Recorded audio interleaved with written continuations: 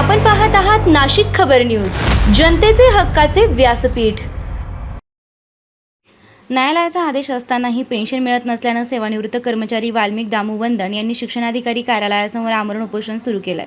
पेन्शनचा मार्ग मार्गी लागावा यासाठी त्यांनी यापूर्वी संबंधित विभागाकडे पाठपुरावा केला होता। मात्र न्यायालयाचा आदेश आणि संबंधित प्रकरणातील निर्देश असतानाही आपण अद्याप पेन्शन मिळालेली नसल्याचा आरोप त्यांनी केला।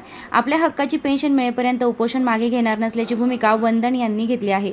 पेन्शन मिळत नाही तोपर्यंत आमरण उपोषण सुरूच ठेवणार असा स्पष्ट इशारा त्यांनी दिलाय। न्यायालयाचा आदेश असतानाही पेन्शनसाठी सेवानिवृत्त कर्मचाऱ्याला उपोषण बसण्याची वेळ का आली, असा सवाल उपस्थित होत असून शिक्षण विभागाने या प्रकरणाची तातडीने दखल घेऊन पेन्शनचा प्रश्न मार्गी लावावा अशी मागणी होत आहे। दरम्यान पेन्शन मिळेपर्यंत आमरण उपोषण करण्याच्या भूमिकेवर वंदन ठाम असून आता शिक्षण विभाग याबाबत काय निर्णय घेतो याकडे सर्वांचं लक्ष लागलं आहे। किसन जयराम निकम विद्यालय मुख्याध्यापक म्हणून काम पाहत होतो। संस्थेने 1/11 पासून मला बडतर्फ केले होते आणि त्या विरोधात मी माननीय ट्रिब्युनल कोर्टात दावा दाखल केला होता। त्या दाव्याचा निकाल तब्बल 14 वर्षानंतर म्हणजे 17/3/2025 रोजी लागला। तो निकाल पूर्णपणे माझ्या बाजूने लागलेला आहे। माझी माननीय शिक्षणाधिकारी यांच्याकडे हीच विनंती आहे की निकालाप्रमाणे तुम्ही कार्यवाही करावी, अशी माझी विनंती आहे माननीय शिक्षणाधिकारी यांना।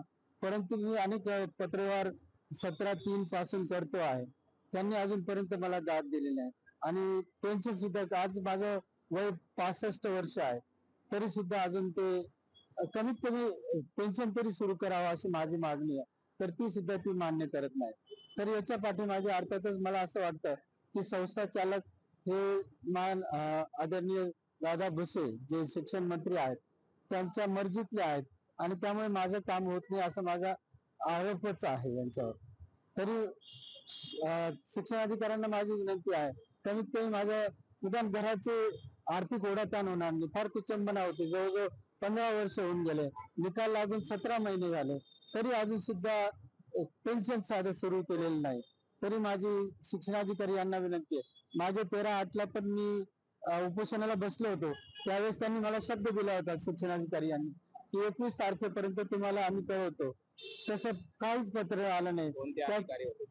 शिक्षणाधिकारी श्री दिग्रसकर होते, त्यांनी म्हणजे पत्र दिलं मला तसं की 21 पर्यंत आम्ही तुमच्या बाबतीत निर्णय घेतो आणि तुम्हाला तसं अवगत करतो, परंतु मला 21 ला अजिबात पत्र मिळालं नाही।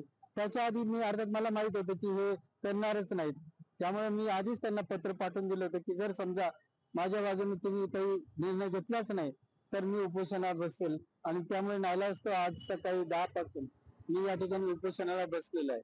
माझी मागणी तीच आहे, कमीत कमी मला निदान पोटा पाण्यासाठी उदरनिर्वाहासाठी पेन्शन तरी सुरू करावं अशी माझी कळकळीची विनंती आहे।